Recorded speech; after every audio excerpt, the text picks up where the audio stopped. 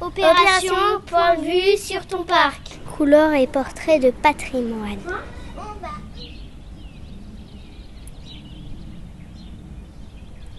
Saint-Pierre-du-Val par les élèves de CE2, CM1 de Madame Lefebvre et de Madame Olivier.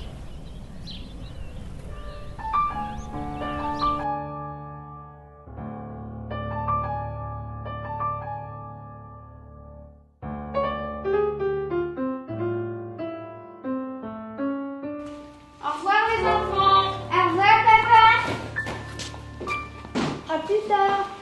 À plus tard. Vous venez demain? Monsieur Révu, tu as la nounou. J'ai appelé la nounou, mais elle avait un empêchement. Donc du coup, tu vas devoir surveiller ton petit frère. D'accord? Oui. Allez, au revoir. Au revoir. Au revoir, maman. Au revoir.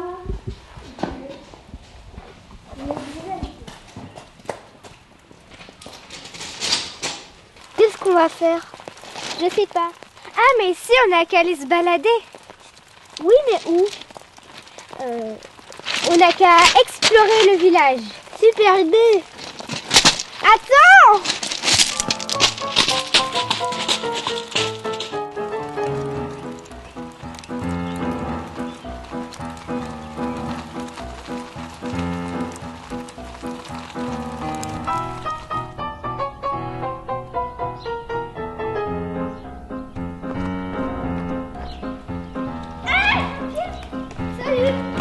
Bonjour. Comment ça va? Bien et toi? Ça va. Comment elle est faite la chaumière? À la chaumière, il y a plusieurs matériaux. Il y a la toiture qui est faite en chaume.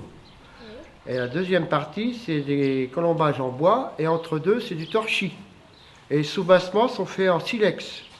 On a plusieurs de chaumières. Ah oui, il y en a beaucoup. Il y en a des grandes, des petites. Il y a des granges. Il y a des hangars en chaume qu'il y avait dans le temps. Et depuis quand ça date? Ah, ça date du Moyen-Âge. Hein. C'est même plus avant encore que le Moyen-Âge.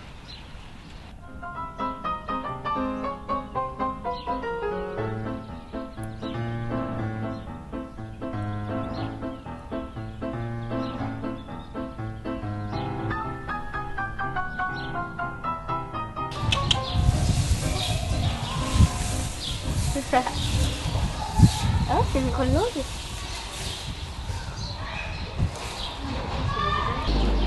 Donc celui-là, il est né hier soir, le dernier là.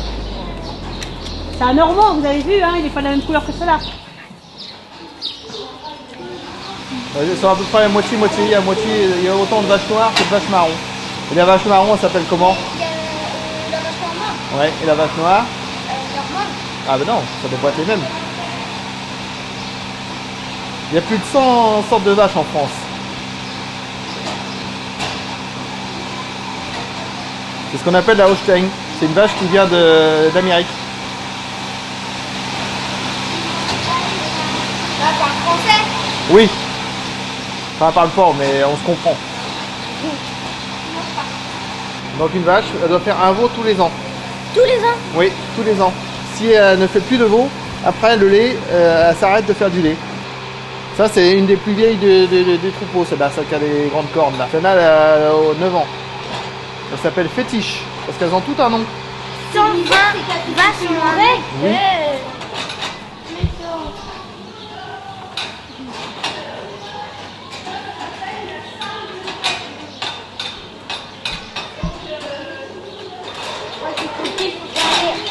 Les vaches, elles préfèrent quoi à manger dans tout ce que vous donnez? Est-ce qu'ils ont des dents? Oui, Ils préfèrent les betteraves. oui, elles aiment bien les betteraves. Mais ce qu'elles aiment beaucoup, c'est l'herbe. C'est être dehors et puis manger de l'herbe. Là, il y en a 120 là tout de suite. Mais des fois, vous les laissez dehors ou pas? Oui, là dès que vous allez repartir, on va aller dehors. Jusqu'à ce soir. Jusqu'à ce soir à l'heure de la traite. Alors là, on ne crie pas, on ne fait pas de grands gestes. Parce que comme vous êtes très nombreux, les vaches, ça peut leur faire peur. Hein.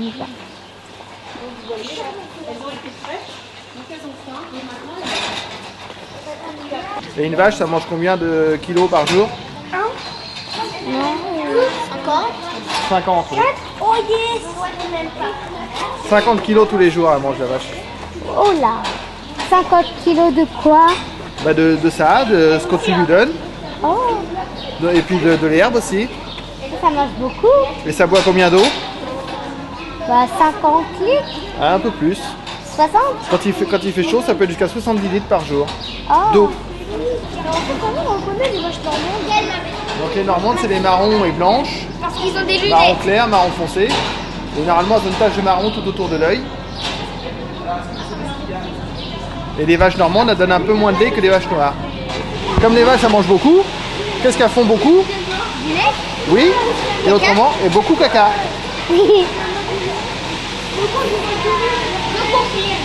Voilà. Et donc le caca, après, on le met où? Dans le compost.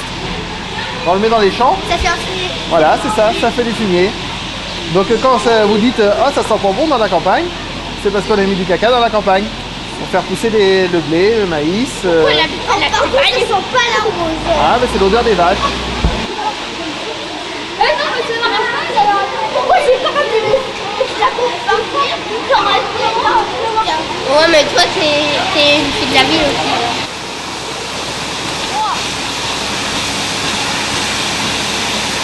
Vas-y, tu peux mettre ton doigt. Tu sens, ça aspire de ton doigt dedans.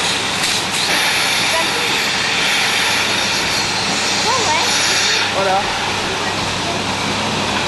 Donc le lait est aspiré et après il va dans la grosse cuve qui est là derrière. Où il est refroidi. Ça, c'est comme un frigo. Oui, c'est comme un frigo, c'est pareil.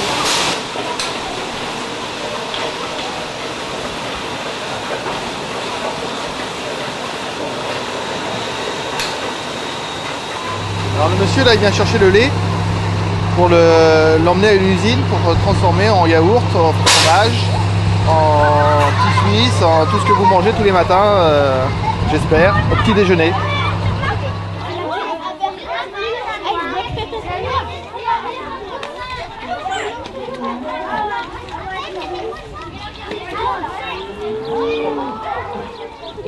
Non, bah n'allez pas dedans exprès, hein.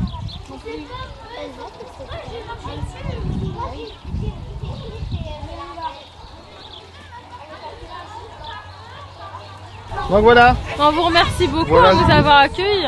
vous êtes sur le chemin du retour.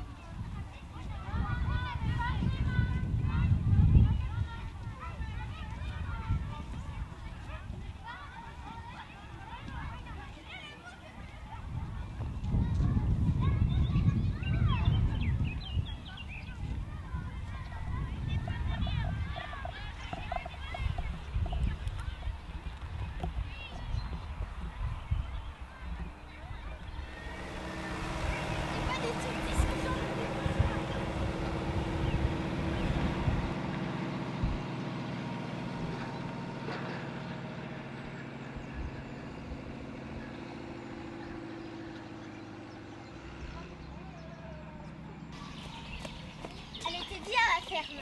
Oui. Elles étaient belles, les vaches. Hein. T'as raison. Bonjour. Bonjour. Ça va? Oui. Où tu vas? Au lavoir. On peut venir? Oui, bien sûr. Allons-y.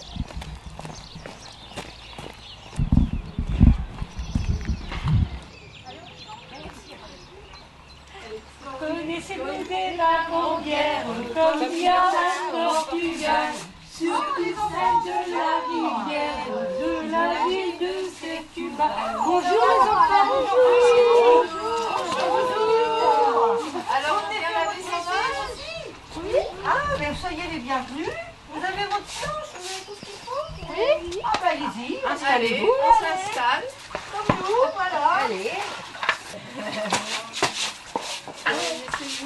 Connaissez-vous des lavandières comme il y en a au Portugal, surtout celle de la rivière de la ville de Setúbal.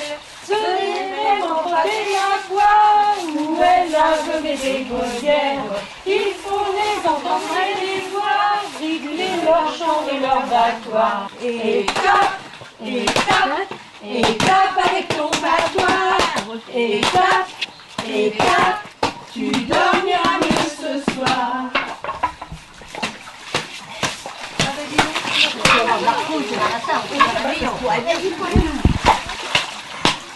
Marguerite, il faut...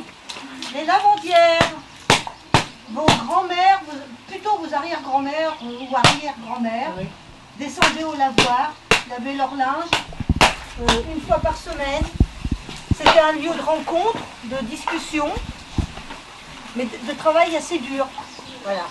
Est-ce que vous voulez nous demander des choses? Comment on lave le vêtement?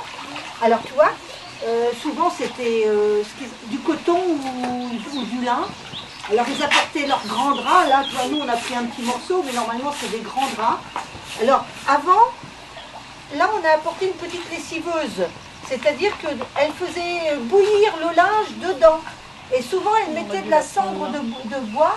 La cendre remplaçait un peu la lessive. Un peu plus tard, ils ont eu une première essoreuse à linge. Vous avez vu, c'est deux rouleaux et on passait le linge à l'intérieur avec une manivelle. On appuyait sur le linge et on pouvait sortir l'eau. Au temps des lavandières, leur lavoir était très bien entretenu. Elles le brossaient régulièrement pour éviter qu'il y ait comme aujourd'hui des cailloux. Avant de mettre le linge à l'intérieur, là vous avez un petit système là pour retenir l'eau. Alors là je sais pas, je vais peut-être pas pouvoir le lever. Hein. Non, parce que là elle est bloquée. Mais normalement on lève cette petite plaque en métal et ça fait que toute l'eau s'en va. Ça permet de brosser, de nettoyer le lavoir. Et une fois que tout est propre, on remet la petite plaque et à nouveau la source amène à nouveau de l'eau propre. Comment? Oh, peut-être une demi-heure là quand même. Ça dépend de la source. Mais par contre, vous avez vu, à l'intérieur, vous avez aussi une petite faune. On a des tout petits poissons. Alors poisson, je ne sais pas, mais on a des toutes petites crevettes souvent dans les lavoirs, hein, parce que c'est une eau justement très claire, très rouge.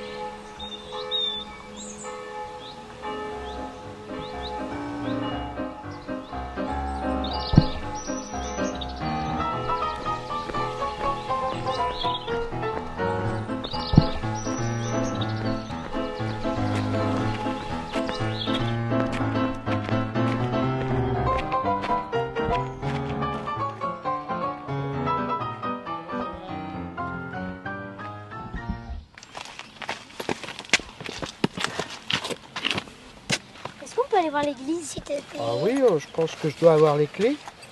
Oui, je les ai, ça tombe bien. Alors on va pouvoir y aller. c'est petit. Ah bah c'est parce que c'était fait comme ça avant.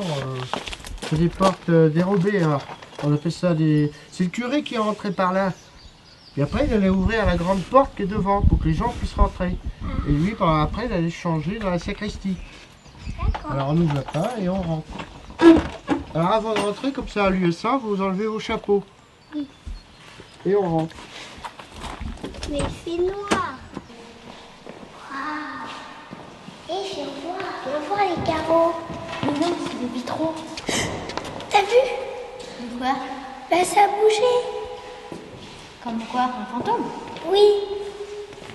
Non, c'est rien. C'est les oiseaux qui viennent faire leur nid. Tous les ans, ils font leur nid là-haut dans le clocher. Mais par contre, je vais vous faire voir la statue de Notre-Dame qui se trouve ici. Et ça faisait partie de l'ancienne église qui se trouve de l'autre côté là-bas, qui est en ruine maintenant. C'est quoi la statue là-haut? Là, c'est Saint-Pierre. Vous voyez, il y a des clés. Ah, pourquoi il y a des clés? Pour ouvrir? Oui, c'est pour ouvrir les portes du paradis. Trop beau.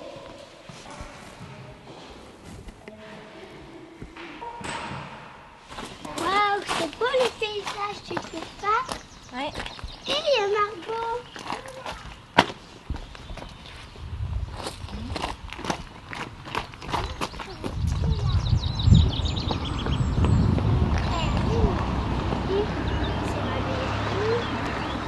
Vous savez pourquoi? Bah, Jean-Pierre, il nous a fait visiter l'église. Alors, ça a l'air d'être joli. Ouais, trop magnifique. Et il t'a raconté des choses intéressantes, je suppose? Oui. Bon. Au revoir. Au revoir. Au revoir, Lémi. Au revoir.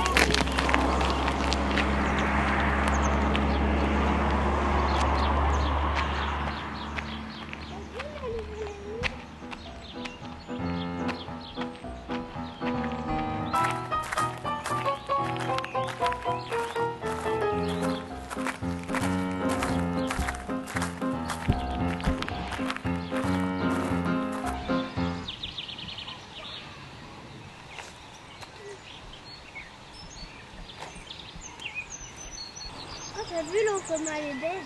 Ouais.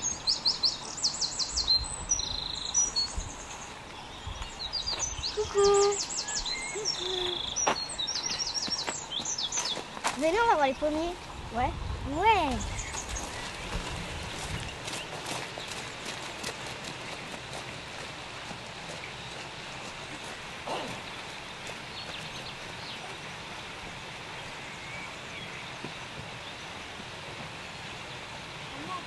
Bonjour. Bonjour. Bonjour les enfants. Vous êtes en balade dans mon jardin. Oui. Oui. Vous voulez voir les pommiers maintenant? Ouais. Voilà, ici vous avez 3 pommiers bastiges qui sont adultes.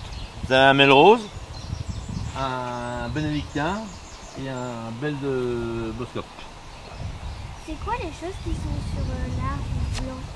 Le blanc qu'il y a sur les troncs, c'est de la chaux vive mélangée avec de l'eau.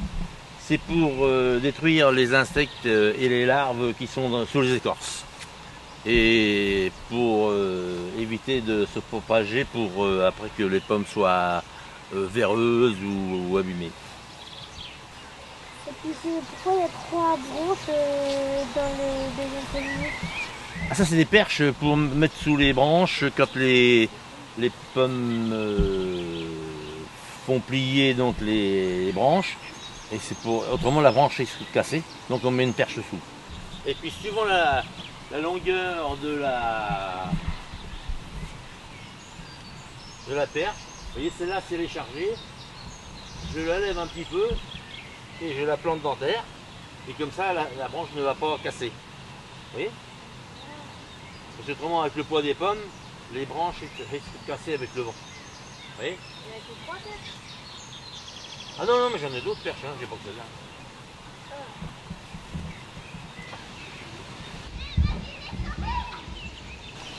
Au revoir. Au revoir les enfants, Merci. Merci. à bientôt.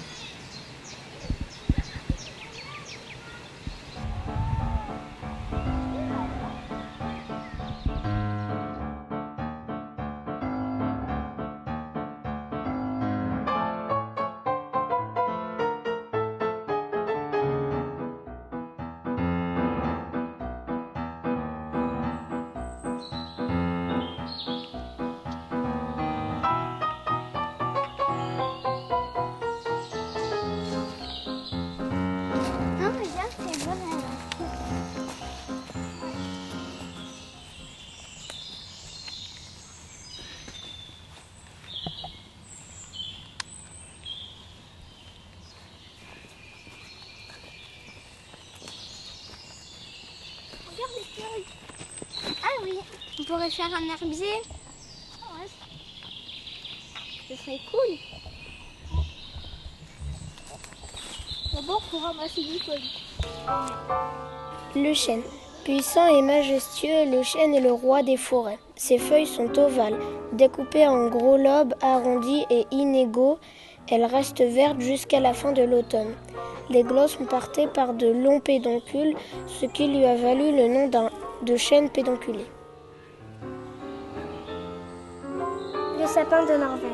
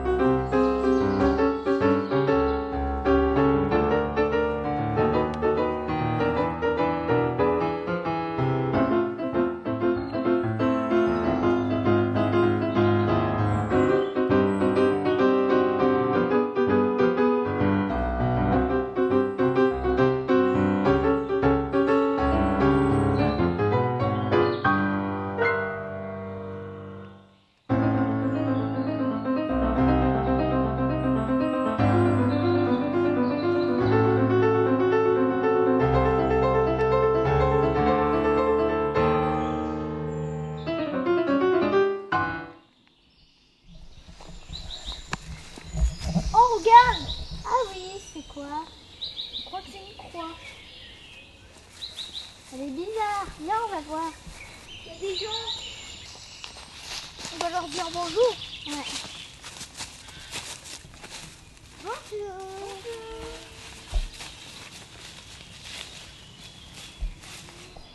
Qu'est-ce que vous faites là? Bah, en fait, on est venu ici pour étudier sur la croix aux chiens. Avant, c'était un gros menhir et ils l'ont taillé. C'est de la pierre. Ouais. C'est bizarre. Pourquoi on les met dans les forêts? Avant, ça servait à s'orienter. Donc, mais après, il y a plusieurs. Il y en a plusieurs des croix aux chiens. C'est bizarre, elle a un bras plus court que l'autre. L'autre, il est plus. Et lui, il est plus long. Oui, ça a été fait normalement. Enfin, c'est fait exprès. J'aimerais bien moi aussi l'étudier. En fait, pourquoi on dit croix aux chiens? On sait pas. On essaye aussi de chercher. C'est peut-être une tombe pour les chasseurs. Non, c'est pas une tombe. C'est peut-être pour repérer les chasseurs. C'est peut-être parce que les chiens des chasseurs sont morts et du coup les chiens là. Non, ça on a trouvé. Ça n'a rien à voir avec un chien. Est-ce qu'elle sert à se réunir? Elle peut, oui. À faire des fêtes, par exemple. Elle est vraiment bien taillée. En fait, il y en a 3 ou 4 dans la Normandie.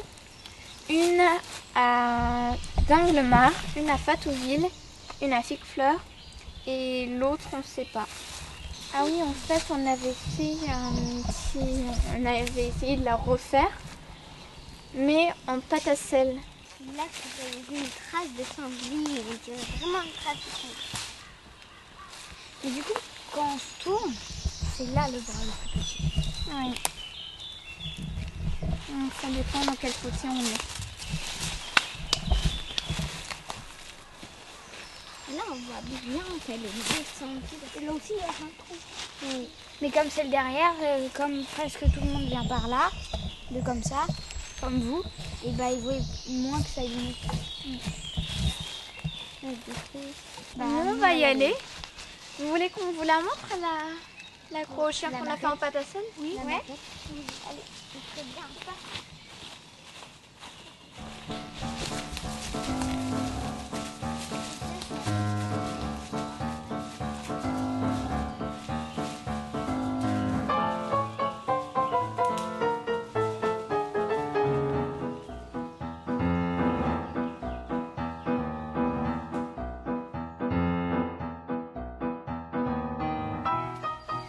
Bonjour.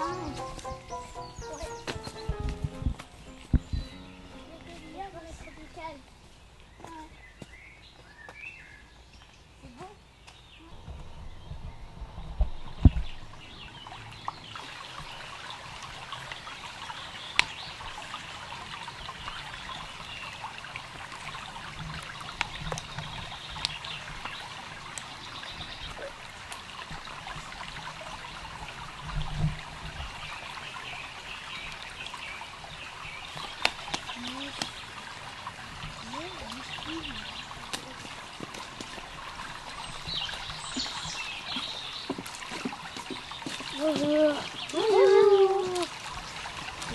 Qu'est-ce que vous faites? On a fait des bateaux.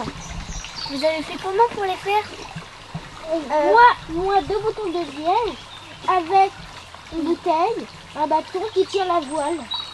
Et moi, j'ai pris 3 boutons de liège, j'ai accroché avec un élastique et j'ai mis un cure-dent pour faire une voile. Ils sont archi beaux. Merci. On en avait fait 4. Vous en voulez un? Oh, merci. Tu pourrais le tenir, s'il te plaît, le mettre. Je vous propose d'y jouer. Et le mettre dans l'eau. Allez, on est 3, on va le mettre dans l'eau. D'accord. Et si on faisait une course? Non, c'est pas une idée. Non. Et là, dès qu'il dit 3, 2, 1, go, tu lances. Allez, vas-y. 1, 2, 3. Ils sont en même temps. Juste le tien qui a un petit peu de retard, mais le mien, il a une voile. Allez, vas-y, à toi. Oh là là. Il est bizarre. Il est bizarre, votre bateau, dis donc. Peut-être qu'il faut le mettre là. Ouais, il faut le mettre là, t'as raison, Louane. T'es prêt, Louane? Oui.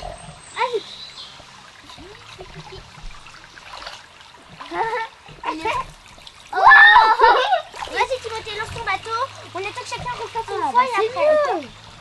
Ah oui, il nage largement mieux. C'était la voile qui ne marchait pas. Ouais, la voile gênait un peu.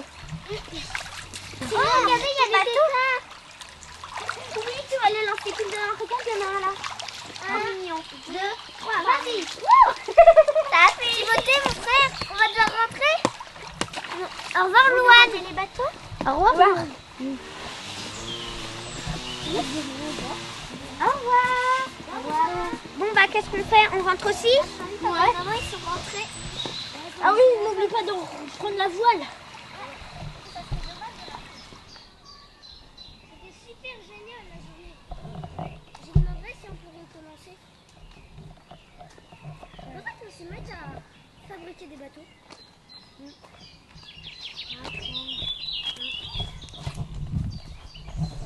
Oh, regarde, la voiture de maman et papa. Ils sont rentrés, c'est génial.